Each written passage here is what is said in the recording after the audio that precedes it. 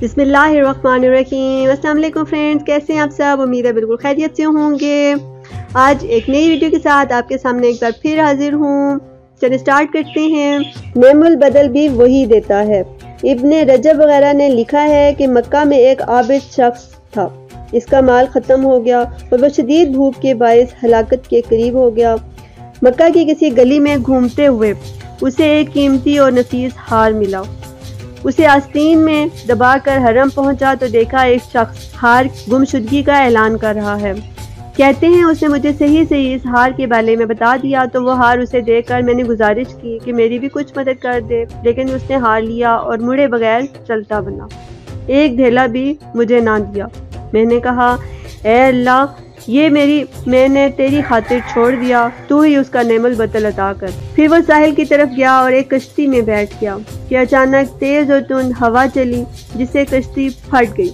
ये शख्स एक लकड़ी पर बैठा रहा। मौजें दाएं बाएं धकेलती उसे एक जजीरे पर ले गई। वहां उतरा तो एक मस्जिद देखी जहां चंद लोग नमाज पढ़ रहे थे। उसने भी नमाज पढ़ी। कुरान के कुछ अवराक पाए तो तिलावत करने लगा। लोगों ने कहा, तुम कुरान पढ़े हुए हो? उसने कहा, हाँ। कहते हैं कि उन्होंने मुझे अपने बच्चों को कुरान पढ़ाने के लिए कहा।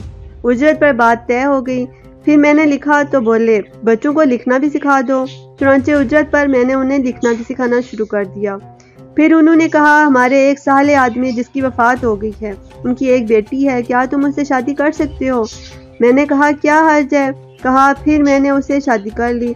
जब उसके पास गया तो वही हार उस लड़की के गर्दन में था। मैंने पूछा, इस हार का क्या किस्सा है? तब उसने बताया कि इसके बाप से ये हार मक्का में खो गया था। एक आदमी को मिला था जिसे उसने उसके हवाले कर दिया था। उसका बाप सजदे में ये दुआ किया करता था कि उसकी बेटी को ऐसा ही शोहर मिले। कहा कि वो आदमी तो मैं ही हूँ। यानी वो हार उस हलाल तरीके से मिल गया क्योंकि उसने अल्लाह के लिए उसे छोड़ दिया था। अल्लाह ने उसे नेमुल बदल अनायत किया क्योंकि अल्लाह पाक है, पाकीज़ा चीज़ ही पसंद करता है। हलाल रोज़ी खाएं, दुआ कबूल होगी।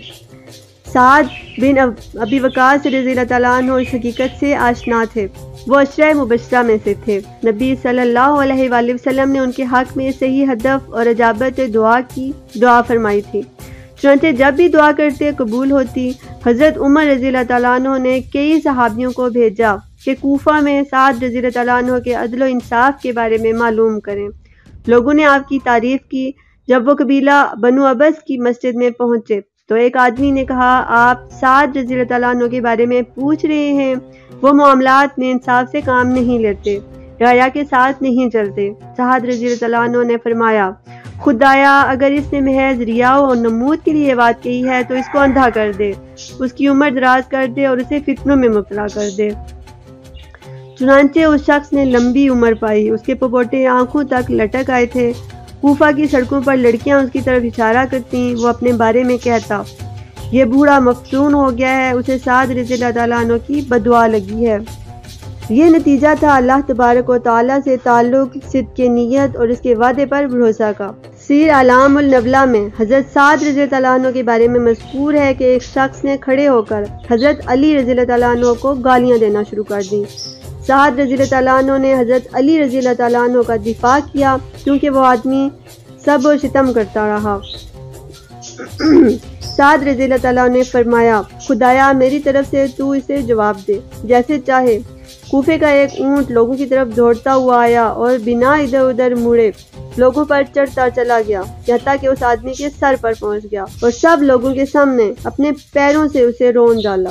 तो फ्रेंड्स, ये थी मेरी आज की वीडियो। उम्मीद है आपके लिए इन्फॉर्मेटिव साबित हुई होगी और जल्दी नई वीडियो के साथ एक बार फिर हाजिर होंगी। तब तक के लिए इजाज़त। अपना और अपनों का ख्याल रखें और मुझे दुआओं में याद रखें। अल्लाह हाफिज़।